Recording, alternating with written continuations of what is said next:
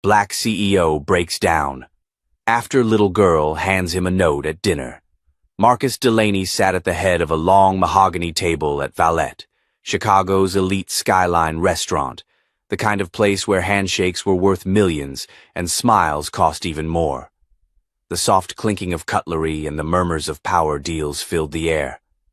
He nodded politely as his investment team pitched him their latest plan for expanding into Southeast Asia, but his thoughts were already 5 steps ahead. At 46, Marcus was the picture of success: tailored navy suit, custom Oxfords, and a reputation that left boardrooms trembling. The founder and CEO of Delaney Strategic Group, he was one of the most respected black executives in the country. Every headline about him used words like powerhouse, visionary, or untouchable. He swirled the wine in his crystal glass, letting the burgundy liquid catch the light, pretending to listen.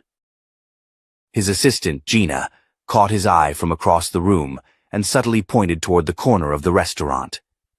A young waitress was approaching, leading a little girl with wild curls and eyes too big for her face. Before Marcus could process the oddity of it, the girl stopped right beside him. "Excuse me, sir," she said softly, extending a folded napkin with both hands. "My grandma told me to give you this." Marcus blinked. "What?" She just looked at him, eyes steady.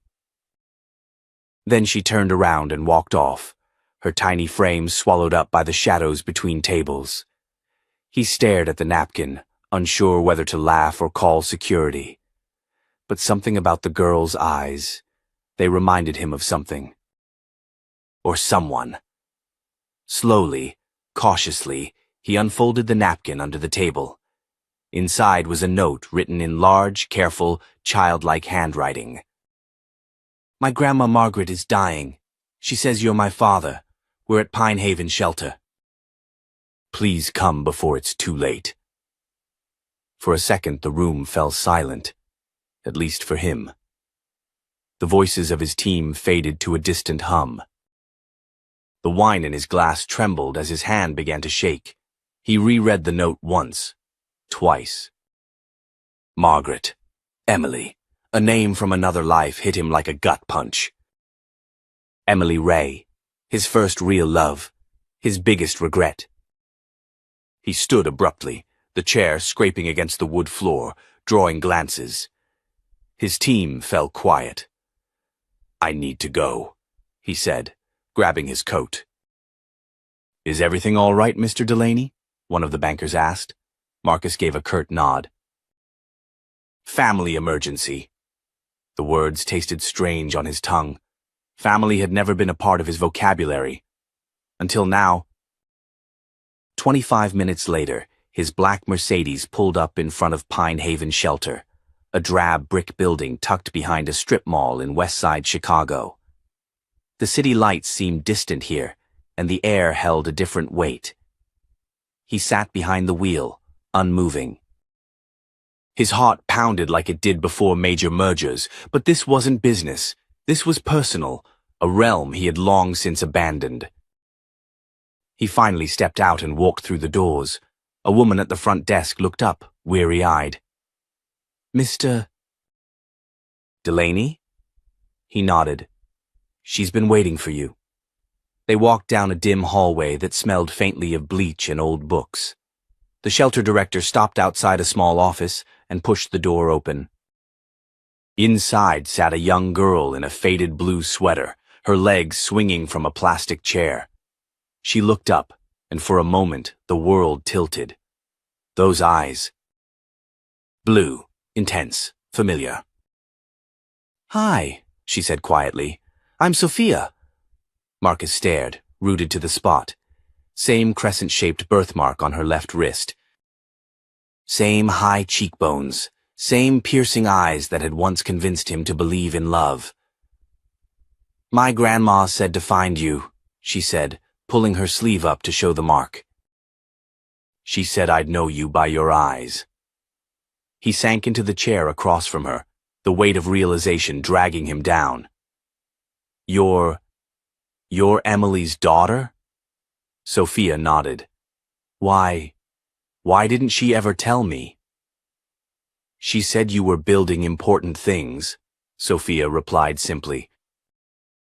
She didn't want to bother you.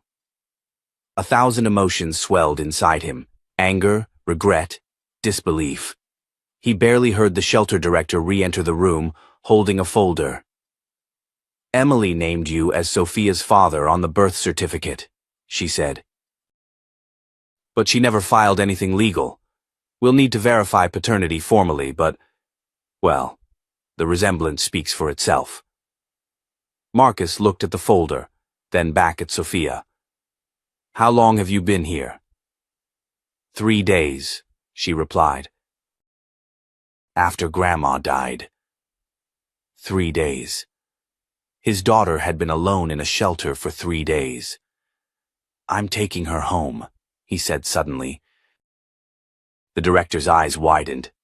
Mr. Delaney, I understand how shocking this must be, but there are procedures. Legal steps.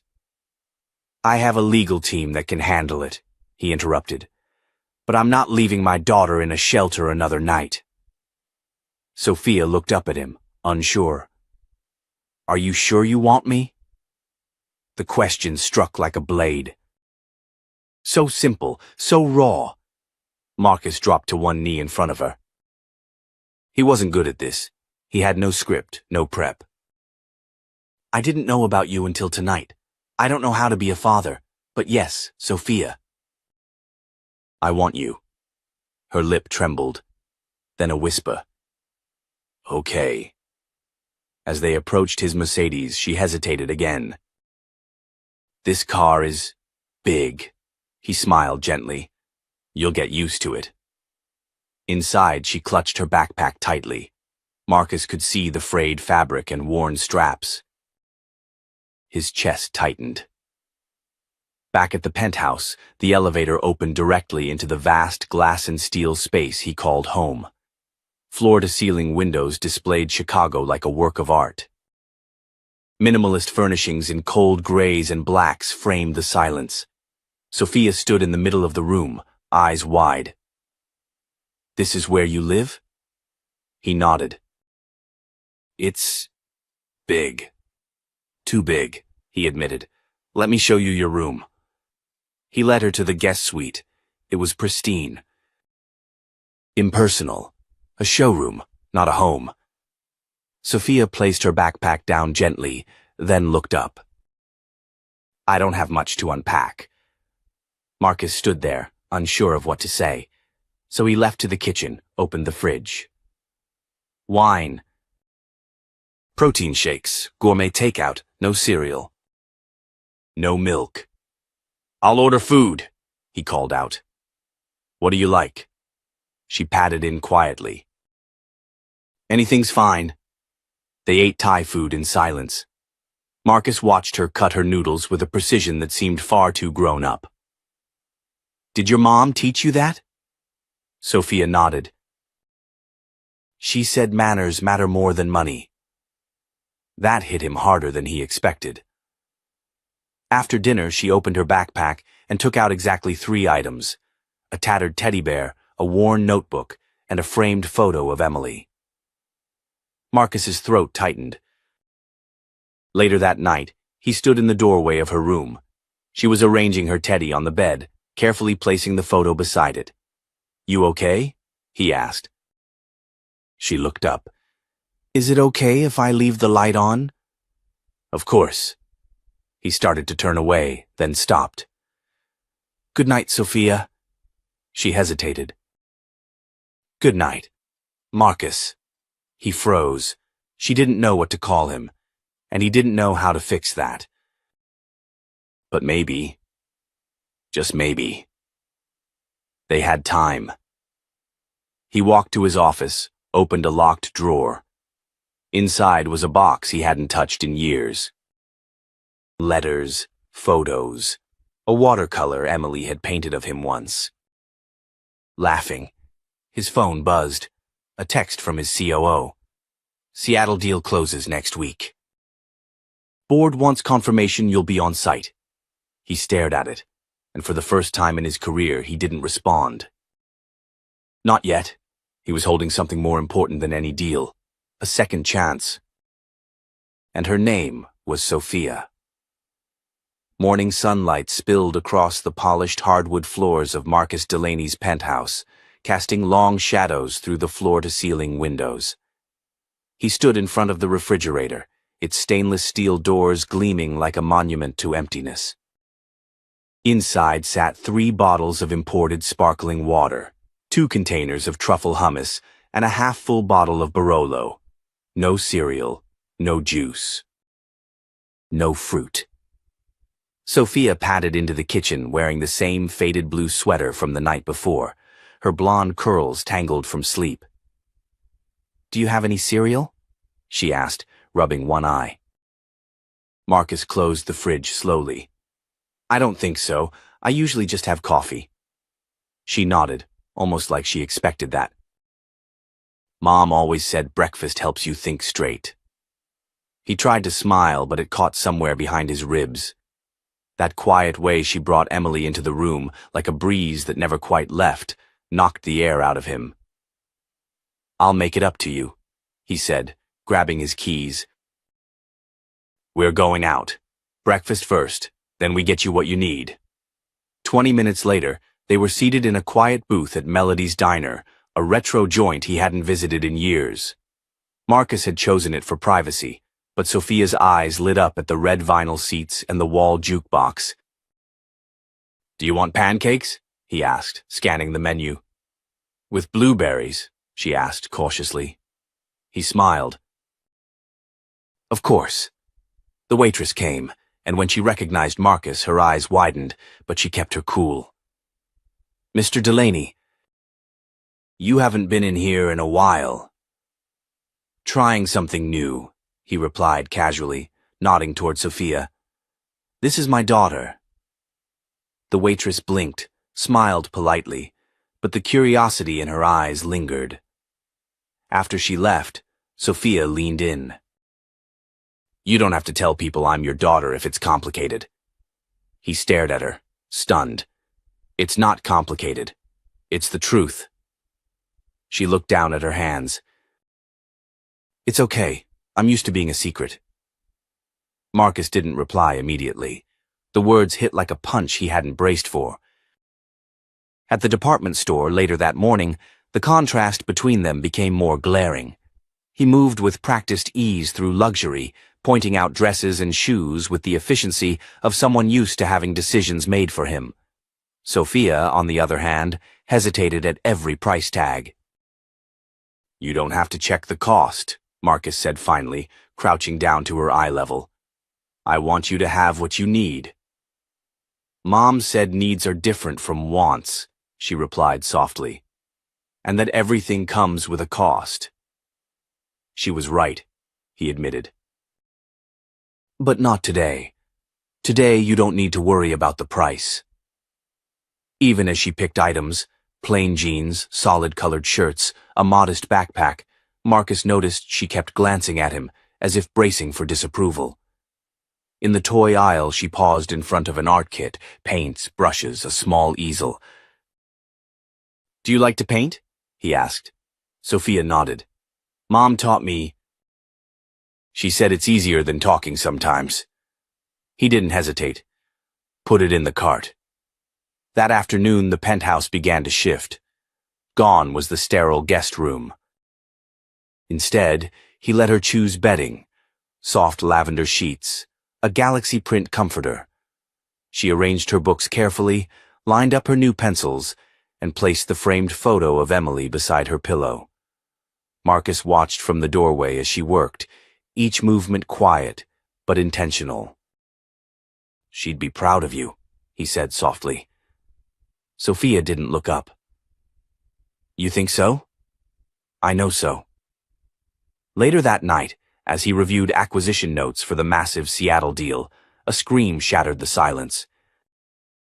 He dropped his tablet and rushed down the hall. Sophia was curled in bed, clutching the sheets, tears streaming down her cheeks. "Mom! Mom, don't go!" He froze, unsure what to do. "Sophia," he said gently, "it's just a dream. You're safe." She jolted awake, eyes wide and wet, struggling to focus. "I'm sorry," she whispered, curling into herself. "Don't apologize," he said, sitting on the edge of the bed. "Nightmares are normal." "I dreamed she was walking away," she said, voice cracking. "And I couldn't follow." Marcus swallowed hard. He wanted to fix it, say the right thing. But there was no fix for grief, only presence. "Do you want some water?" he asked. "No, just, can you stay for a little?" He didn't hesitate. He took her small hand in his. To his surprise, she held on tightly. They sat in silence, the city glowing outside the window, until her breathing slowed and her grip relaxed. In the morning, he found a drawing on his desk, a colored pencil sketch of the two of them holding hands in front of the penthouse windows. At the bottom, in wobbly handwriting, she had written, "Thank you for staying." The image cracked something open in him, but the quiet didn't last long. By noon, his phone buzzed repeatedly. Gina, his assistant, had texted urgently. "Marcus, call PR. Story is breaking. The Chronicle has photos of you and the girl." He called immediately. "They have a piece going live tomorrow," said Sasha, his PR chief. "Billionaire's secret daughter discovered. Pictures from the department store, from the diner." "It's out. We need to get ahead of it." He rubbed his temple, staring at the sketch on his desk. "Say nothing. No confirmations, no denials. I'll handle it." Later, as they drove to her new school, Westridge Academy, a private institution with small classes and a strong arts program, he glanced at her in the rearview mirror. Her uniform fit too big, and her blazer looked stiff, but her hair was neatly brushed. "You look very official," he said, trying to sound light. Sophia tugged at the collar. "Is it okay if I'm scared?" That question. So simple. So honest. "It's more than okay," he said. "I'm scared too." They sat in silence for a moment. "Will people know?" she asked. "About me? Maybe. Some people will talk. But none of that matters. What matters is that you belong here, just like everyone else." She nodded, but her fingers twisted in her lap, and as they pulled into the school driveway, cameras flashed from a distance. It had begun. Marcus exhaled. The empire he'd spent 2 decades building was about to be tested in a way he never anticipated, not in mergers or markets, but in something far more fragile and far more valuable. Fatherhood. And for the first time, he wasn't sure if he was ready. But he knew one thing. He wouldn't run. Marcus had faced hostile takeovers, media smears, and federal investigations. None of them shook him like watching his daughter walk through the doors of Westridge Academy for the first time. Her shoulders were squared, but her eyes betrayed a storm. She was trying to be brave, and that alone nearly undid him. He sat in the car for 10 full minutes after the gate closed, gripping the steering wheel. The cameras had started to thin out, but the whispers were gaining momentum. By the time he reached his office, Gina was waiting with a stack of reports and a face pale enough to match the marble in the lobby. "We've got a situation," she said, walking in behind him. "The Chronicle piece dropped at 6 a.m. It's gone viral. Over 4 million views in 6 hours. Sophia's name is trending, even though it wasn't in the article." Marcus poured himself a coffee and didn't touch it. "Tell me the rest." "Several shareholders are rattled. Your board's calling an emergency session tomorrow and—" She hesitated. "What?" "There's a second piece coming, this one with an interview." His eyes snapped up. "With who?" "We're trying to confirm, but we think it's Emily's sister." "Angela!" The name hit like a punch to the chest. Angela Ray had always disliked him, and with good reason. He stood abruptly. Schedule a call with her. Now. Gina hesitated. You sure you want to talk to her before you know what she's going to say? I already know what she's going to say, he muttered. I just want her to say it to me. 30 minutes later, Angela's face filled the screen of his office monitor. Older than he remembered, but the same steel behind her eyes. Well, well, she said coolly. Look who finally decided to call. I don't have time for games, Angela. No? That little girl sure had time to wait. Alone, in a shelter, after my sister died. Marcus closed his eyes briefly. I didn't know. Emily never told me. Angela leaned forward. You don't get to play the victim here. You vanished, chose your empire. You broke her, Marcus. She could have reached out. She did, Angela snapped. You think she didn't? She tried. I saw the letters. Dozens, every year. I was there when she mailed the last one. The one with Sophia's birth announcement. Marcus felt the floor shift under him. What? Letters? Angela blinked, then laughed bitterly. Oh, I get it. You think the world forgot you, but maybe someone made sure you forgot her first. What are you talking about? Angela stared at him. Check your old penthouse mailbox. The one on Delaware Street. Emily sent every letter there. That place was under renovation for 2 years. My property manager... Exactly, Angela said, her tone icy. Ask yourself why he never forwarded them. Then she hung up. Marcus stood in stunned silence. A few keystrokes later, he was dialing his former property manager, Brian Canning. A man he had trusted with managing his properties and his personal life for nearly a decade. Marcus, hey, been a while, Brian said cheerily. Cut the crap. Did you ever receive mail from an Emily Ray about a child? There was a pause. Look, I didn't want to get in your personal business. Some of those letters seemed unverified. I thought they were extortion. You threw them away? I set them aside just in case. But then the mailbox was vandalized and you buried them. Marcus, if this is about the press, I'm not asking, he said coldly. I'm telling you, I want every piece of mail Emily Ray ever sent.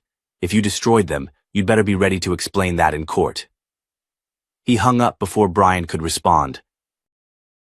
The fury burning inside him wasn't just at Brian, it was at himself. For being so buried in ambition, he hadn't noticed what or who he'd left behind. That night, he picked Sophia up from school himself.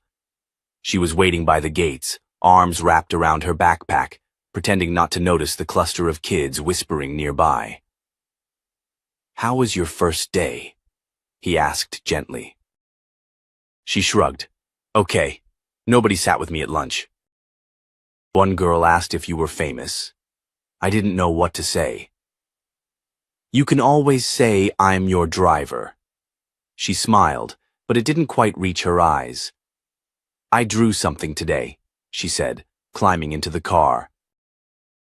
Want to see? He nodded. She opened her folder and pulled out a drawing, 2 stick figures on a park bench, surrounded by trees and falling leaves. One tall figure was handing the other a napkin. This is you, she said, pointing to the tall one. And this is me. That day. He looked at the drawing, and for the second time in a week, emotion choked him unexpectedly. Do you still have that napkin? Sophia nodded. I keep it in my book. He glanced at her, then reached into the glove compartment and pulled out a folded paper. This is something I drew for your mom once. Years ago, a silly sketch, but she loved it. Sophia held the paper gently, eyes wide. You kept this? He nodded. even when I forgot everything else. That night, as she slept, Marcus stood on his penthouse balcony, phone in hand, staring at the contact info for his board chairman. He had a decision to make. Tomorrow's emergency board meeting wasn't just about stocks or optics. It was about choosing. For once, not between success and survival, but between power and fatherhood. And this time, he was done choosing wrong. Marcus showed up at Westridge Academy unannounced. He'd left his penthouse before dawn, unable to sleep after the board meeting that had gone exactly how he expected. Cold, calculated, and brutal. Some board members had masked their doubts with polite concern. Others hadn't even bothered. "You've changed," Richard Langston, his oldest rival on the board, had said, voice heavy with implication. Blackwell Group needs a CEO, not a single dad on a redemption tour. But Marcus wasn't here to redeem anything. He was here to decide what mattered most. He stood outside the school gym where the student art showcase was being set up, watching through the wide glass windows. Sophia was inside, helping arrange papier-mâché sculptures on folding tables. She moved carefully, delicately, like someone afraid of taking up too much space. Miss Kennedy, her art teacher, spotted him and stepped outside. "She didn't think you'd come," she said gently. "Didn't tell anyone, but I could tell." "I didn't think I'd come either," Marcus admitted. Miss Kennedy studied him for a moment, then smiled. "Well, maybe that's how healing works. One unexpected choice at a time." Sophia didn't see him until the end of the event. Her painting, a watercolor of a lighthouse standing against stormy seas, was one of the last to be shown. As applause filled the room, Marcus stepped forward, clapping slower than everyone else. But louder. Deliberate. Her eyes met his across the room. She froze for a moment, then smiled, small, tentative, but real. When the event ended, she came up to him, still holding her ribbon. "I didn't think you'd actually come," she said quietly. "I had a meeting," he replied, slipping his phone into his pocket without checking the buzzing screen. "I canceled it." Her eyes flicked to the phone. "Isn't that bad?" "Not showing up for you? That's worse." Sophia blinked fast, then reached into her backpack and pulled something out. A framed version of the same lighthouse painting. "I made a second one. For your office." Marcus took it, his fingers tightening around the frame. "Thank you," he said, but it didn't feel like enough. Outside the school, as they walked to the car, Sophia asked, "Are you still going to Seattle?" Marcus hesitated. "I don't know yet. Maybe, but if I do, it won't be for long." "Miss Kennedy said grown-ups always say that," Sophia replied, "but they usually stay gone." That cut deeper than any boardroom jab. They didn't speak much on the ride home, but Marcus was thinking hard. That night, he met with Gina in his study. She had folders, spreadsheets, and a cloud of stress hovering over her head. "You don't want to go, do you?" she asked, before he said a word. "No. But I might have to." Gina sighed. "Then let's talk strategy. We split the leadership. I lead operations on the ground. You stay here, remote and daily. It's unconventional, but doable." Marcus looked at her. "You do that? Take the heat?" She shrugged. "You think I've been sticking around 10 years for the coffee?" He laughed. It was short, but real. "Also," she added, "you should know something." "What now?" She pulled out her phone and tapped into an encrypted message. Robert Hansen filed an emergency custody petition. Marcus sat up straight. "Angela's husband?" "No, Emily's older half-brother. You met him once, years ago. He's claiming you're unfit to parent, using the media chaos and your travel schedule as leverage." Marcus stood, jaw clenched. He never once visited Emily when she was sick. Never called, never sent anything for Sophia. Gina nodded. And now, he wants to play hero. They were silent for a long beat. "Fight it?" she asked finally. Marcus looked toward the hallway, where Sophia's laughter echoed faintly from her room. "No. We don't just fight it," he said. "We bury it." The next morning, Marcus met with his legal team. The message was clear. Dig up everything. Every receipt, every absence, every lie in Robert Hansen's sudden crusade for guardianship. By noon, they'd already uncovered 3 failed business ventures, a private DUI charge, and an active debt lawsuit in another state. "He wants a court fight," Marcus said. "He's getting one." But beneath the fury, something else was rising. Fear. Not of losing his company, of losing her. Later that day, he found Sophia in the kitchen, trying to make peanut butter toast with too much jelly and a plastic knife. The bread was falling apart. She looked up sheepishly.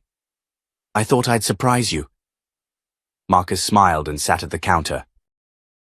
"Looks gourmet." "You're lying," she said with a smirk. "Only a little." She slid a mangled piece toward him. "So, if you do have to go to Seattle," she began, not meeting his eyes, "can Rebecca stay with me?" "She's nice." He nodded slowly. "She'd love to, but I'm working on something." "What kind of something?" Marcus looked at his daughter. A little girl who had lost so much and was still somehow willing to believe in him. "The kind where I don't leave you behind again." She blinked, not trusting it. "You mean that?" "Yes." And for the first time, he realized he did. Fully. No backup plan. No exit strategy. Just them. The press would howl. The board might revolt. But Marcus Blackwell wasn't going anywhere. Not from her. The courtroom was colder than Marcus expected. Not physically, though the air conditioning buzzed with a constant hum overhead. It was the silence. The kind of silence that settled heavy on your chest, like judgment had already been passed before the judge ever stepped in. Sophia sat next to her court-appointed child advocate, her hands folded tightly in her lap. She wore the navy dress he'd bought her last month, the one with the tiny pearl buttons that reminded him of Emily's favorite earrings. Her hair was neatly brushed, a soft braid down her shoulder. She looked composed on the outside.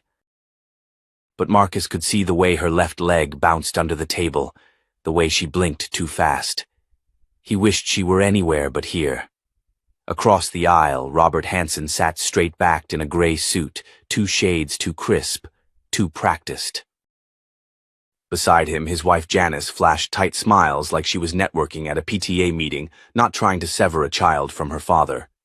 Their attorney rose first, presenting a carefully crafted narrative. "Your Honor, while we acknowledge Mr. Blackwell's recent efforts to establish a relationship with Sophia, the reality is he is a corporate executive with an unpredictable schedule, enormous public attention, and no prior experience in parenting. My clients, on the other hand, have raised 3 children in a stable environment with a strong support system. They have a family home in suburban Connecticut, rooted in community and church. What we ask today is not punitive, but protective." Marcus's lawyer pushed back hard, outlining everything he'd done: pediatric records, school enrollment, therapy sessions, art class participation. But the judge didn't look convinced. And when Robert took the stand himself, the real performance began. "I failed my sister," he said solemnly, eyes glossy. "I let years pass because of a stupid feud. But I won't fail Sophia. She deserves structure, love, continuity. Not media mobs, board meetings, and cross-country business trips." Marcus felt the heat rise in his chest. When it was his turn to speak, he stood slow and steady, straightening his tie but never breaking eye contact with the judge. Your Honor, I don't claim to be perfect. I wasn't there for Sophia's early years. I didn't even know she existed until weeks ago. But since the moment she came into my life, I've restructured my world around her. I've deferred the biggest corporate deal of my career. I've traded profit margins for bedtime stories. And I've done it not because I'm obligated, but because I want to. He paused, searching for the right words. Robert talks about love and stability, but love isn't just showing up when there's a court date. Love is staying up during night terrors. It's buying your kid's favorite cereal even when you forget the milk. It's knowing her favorite color changes every 2 days and pretending like it never annoyed you. He turned slightly to look at Sophia. She is not a business transaction. She is my daughter, and I will fight for her every single day. Silence hung again, but this time it cracked. The judge asked for a brief recess before issuing her decision. As the courtroom emptied, Marcus knelt by Sophia in the hallway. Whatever happens, he said, you're not alone in this. Sophia nodded, eyes glassy. Then, hesitantly, she whispered, Do you think Mom sees this? Marcus blinked hard. I hope so. Just then, Gina appeared, holding her phone like a grenade. You're not going to believe this, she said quietly. It's Robert. He's being investigated. What? He has a sealed juvenile record, abuse allegations from the 90s. It was never prosecuted, but it's resurfacing. A reporter from The Guardian dug it up and sent us a tip. Marcus felt like the air had been punched out of him. You sure it's legit? Confirmed with 2 separate sources. His attorney, overhearing, turned pale. If that's true, the petition won't just fail. It'll backfire. Back in the courtroom, the tension was visible as the judge returned. She cleared her throat before reading her decision. In matters of custody, the court must consider both the present well-being of the child and any potential risks that could threaten their stability. New information has come to light during this recess, which raises concerns about the petitioner's past. Robert's face turned a shade of gray that almost matched his tie. This court finds in favor of the respondent, Mr. Marcus Blackwell. Full permanent custody is hereby granted. Sophia gasped. Marcus pulled her close. The Hansons stood frozen. Janice stammered, There must be some mistake. We're family. The judge didn't even look up. So is he? Case closed. As they left the courthouse, cameras began flashing. The press had arrived late but caught the end of it. Marcus's arm around Sophia, the closed file in his hand. Robert exiting angrily from a side door, avoiding questions.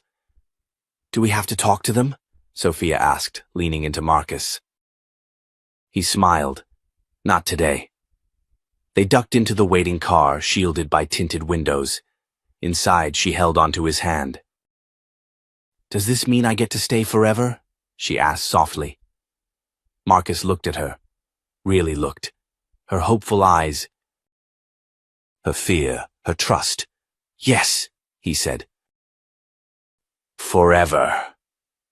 He didn't check his phone for the rest of the day. Marcus stood on the balcony of his penthouse, the city lights of Chicago flickering beneath a slate-gray sky. The wind tugged at the sleeves of his shirt, but he barely noticed. Inside, Sophia was asleep, her first peaceful night in weeks. But Marcus couldn't sleep. The custody ruling had gone in his favor, yes, but the past few weeks had gutted him in ways he hadn't anticipated. Fighting for Sophia had torn a hole through the schedule-obsessed CEO persona he had spent 2 decades perfecting. And now, with the media story swirling, shareholders anxious, and the Seattle deal hanging in limbo, the question was unavoidable. Could he truly be both? His phone vibrated for the 4th time in 20 minutes. This time it was Dylan Whitaker, head of the Seattle acquisition team. "We can't keep stalling, Marcus," Dylan said the moment he picked up. "The board is growing restless. Investors want you back on site by Monday." "I gave them my remote oversight plan," Marcus replied, voice low. "Which was meant to be temporary. You've gone from strategist to ghost." "You skipped today's transcontinental review call entirely. I was in court." "I know, and you won. But what now?" "Are we running a company or a daycare center?" Marcus's jaw tensed. "You're out of line." "No, I'm not. You used to close billion-dollar deals in your sleep. Now you're missing calls and ducking meetings." "I'm trying to find balance." Dylan's tone softened. Barely. "Look, no one's judging you for wanting to be a dad, but you need to decide which Marcus Blackwell is showing up for the company. Because right now, people are getting nervous." Marcus hung up without replying. He walked back into the living room and stood in the soft light spilling from the hallway.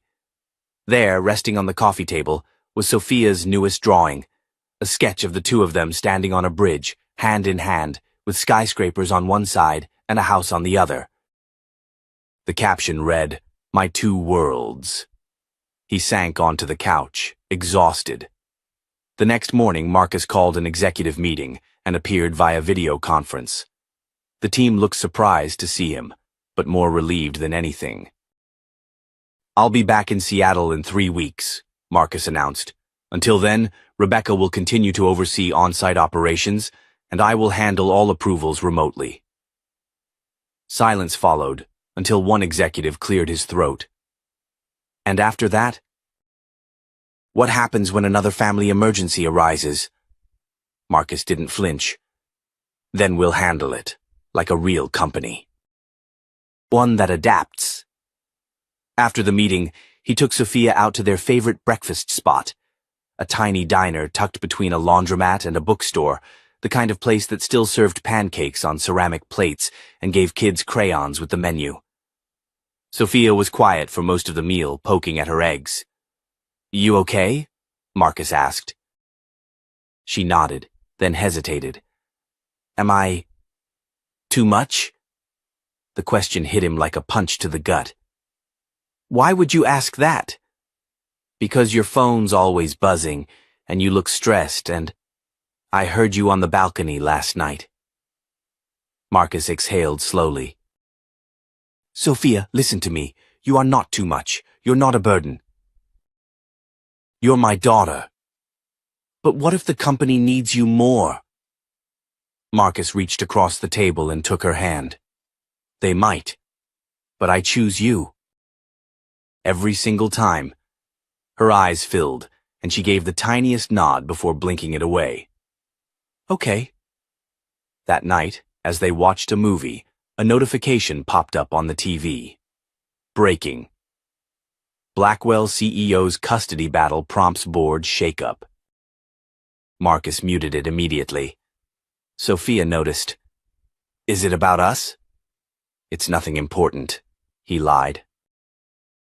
But it was. That article had teeth.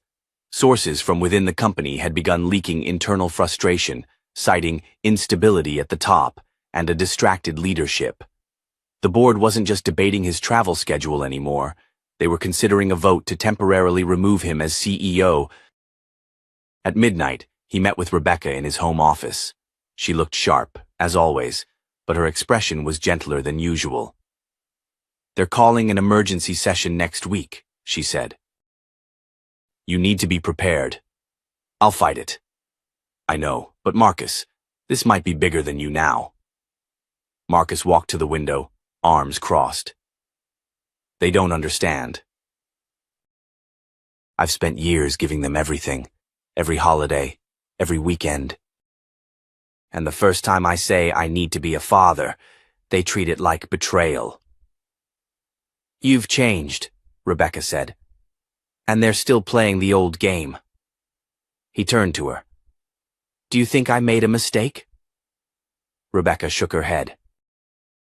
"Not even for a second, but the game is changing, and you've got to decide which battlefield matters more right now, the boardroom or the breakfast table. The next morning, Marcus made pancakes again. Blueberries, just how Sophia liked them. She sat at the table, humming softly as she sketched with a pencil. "What are you working on?" he asked. "A thank you drawing, for you." He smiled. "You don't have to thank me, sweetheart." "I know." "But I want to." She handed it to him later that day. It was a simple scene.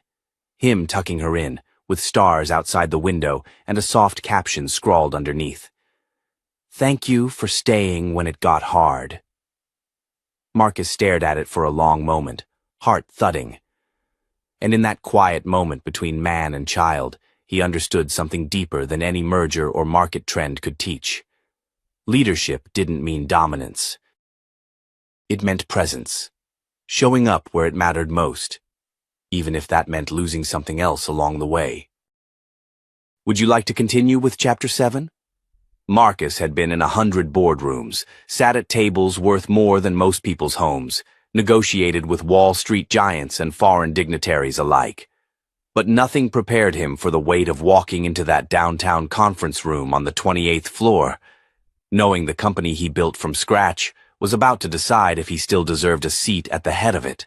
Rebecca walked beside him in silence. Her usual clipped confidence was there, but he could tell by the way she gripped her folder that she was ready for a fight. Inside, the mood was cold and tense. 12 board members. All white. All staring at Marcus like he was already halfway out the door. Liam Rourke, the lead investor and unofficial mouthpiece of the board, leaned forward. "Let's skip the pleasantries. We've reviewed your recent conduct, Marcus. The media storm, your extended absence, your refusal to reprioritize. These aren't minor lapses, they're patterns." "I've delivered record profits for 6 straight quarters," Marcus said evenly. "Grew this company from a shared office and a laptop. But now, I take time to fight for my daughter, and suddenly I'm unstable." "You've become a liability," Liam shot back. Rebecca interjected. "You mean he's become human?" Liam ignored her. "This vote isn't personal. It's about leadership. The markets are watching, and right now they're nervous." Marcus paused. He could have launched into a pitch. Could have rattled off numbers, growth metrics, or framed it as a short-term adjustment. But instead, he said quietly, "You're right." The room stiffened. "I haven't been the same. And I won't be, because something changed. And it's not just me, it's this entire industry." "You want CEOs who bleed for the job? Fine, but don't act surprised when they have nothing left for anyone else." "I'm not sacrificing my daughter to meet a quarterly forecast." Liam's jaw clenched. "Then maybe you're not the man for this company anymore." Marcus smiled, not bitterly, but with something close to peace. "Maybe I'm not." He stood. "Wait," Rebecca said. "Marcus, think this through." "I have," he said. "I built this company to change the game. Maybe it's time I change how I play it." And with that, he left. No fanfare, no apology. Outside the building, the sky had turned a soft silver gray, hinting at rain. Marcus stood for a long time on the sidewalk, hands in his coat pockets, letting the noise of the city wash over him. He expected grief, regret, panic, but all he felt was clear. That night, he cooked dinner for Sophia, pancakes again, by request. She told him about school, about how she helped a classmate who cried during reading time, and about her new drawing, this one of him standing with a superhero cape, and the words, "My real hero," above his head. "You look happy," she said between bites. "I am," he replied, and he meant it. But the story didn't end there. 2 days later, Rebecca showed up at his townhouse unannounced. She looked wired, eyes wide like she'd barely slept. "You need to see this," she said, thrusting her phone into his hand. It was a live feed. News anchors reporting from outside Blackwell HQ. Employees were staging a walkout. Not just staffers, managers, directors, even junior executives, holding signs that read, "Bring Marcus back," and "Leadership is humanity." This started as a handful of employees in marketing, she said. Now it's spread across 4 departments. Even Seattle's office is joining in. Marcus stared at the screen, stunned. "You inspired people," she said.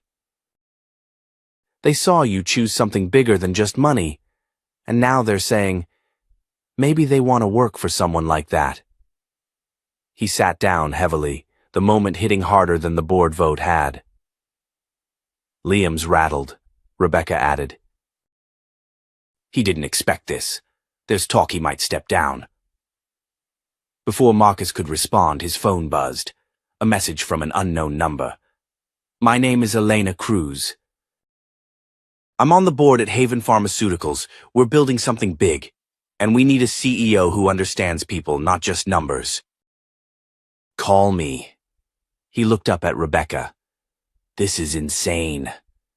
"No," she said, smiling. "This is what happens when you stop playing by their rules."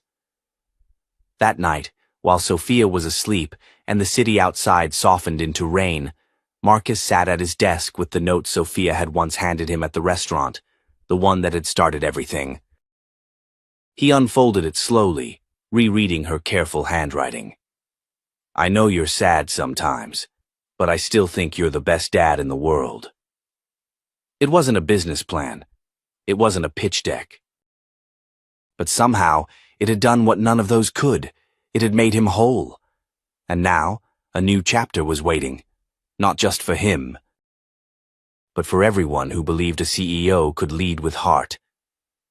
The boardroom was quiet, not with the silence of respect, but of tension. The kind that made skin crawl. Marcus had been called back, not by Liam Rourke, who had quietly resigned under shareholder pressure, but by an emergency vote initiated by the remaining board members, now fractured and desperate. The company's stock had plunged. Employee morale had flatlined. And Marcus Blackwell, the man they'd just tried to bury, was now their best shot at redemption. He sat across from the board, not with anger, not even vindication, just clarity. "You need to understand," said Marcia Eldridge, one of the newer board members. "The world is watching. The employees trust you. The public trusts you. We want to make this right." "Do you?" Marcus asked, not accusatory, but honest. Marcia hesitated. "We're willing to reinstate you full CEO authority. No more interference." "No," Marcus said. It landed like a hammer. "I'm not coming back to clean up your mess. I'm building something new, something where people don't have to beg for dignity at work. Where family matters, where character matters." The room was stunned. And then, for the first time, Marcus truly smiled. "I don't want to rebuild Blackwell the company. I want to build Blackwell the movement." They didn't understand. Yet, the very next week, Marcus announced the launch of the Kindred Project, a groundbreaking venture studio funding startups led by working parents, educators, healthcare workers, and overlooked innovators. His message wasn't flashy. It was simple. You shouldn't have to choose between your humanity and your paycheck. Sophia stood beside him at the press conference, proudly holding a sketch she made for the logo, a tree with its roots shaped like holding hands. Reporters asked questions, some skeptical, some intrigued. But the biggest moment came when CNN released a behind-the-scenes documentary titled The Note That Changed Everything. It featured Sophia's dinner note, the employee walkouts, the board's downfall, and Marcus's refusal to return to power just to patch up a broken system. The story went viral in hours. Marcus didn't cry watching it. He sobbed, not for the success, not for the recognition, but because it was real. Because the world finally saw what he had seen in that little note. In his daughter's eyes. In every person who had been told to sit down, stay quiet, or wait their turn. The world saw them now. Back at home, on the balcony overlooking the city, Marcus wrapped Sophia in a blanket as they watched the skyline glitter. "You changed everything, you know," he whispered. "I just wrote a note," she said. "No," Marcus smiled. "You reminded me who I was." There was a long pause. Then Sophia asked, "Will it ever go back to how it was? With people being mean because they think they can?" Marcus looked out at the horizon. "Some will try, but that's why we keep building. Keep showing them there's another way." As the screen fades, Sophia's drawing reappears. The tree, the hands, and 5 words in her own handwriting: "Be kind, that's real power." And with that, the credits rolled. If this story moved you, if you believe in second chances, real leadership, and the power of small acts to spark big change, subscribe to the channel, share the message, and help us tell more stories like this. Because sometimes, the right note at the right moment can change the whole world.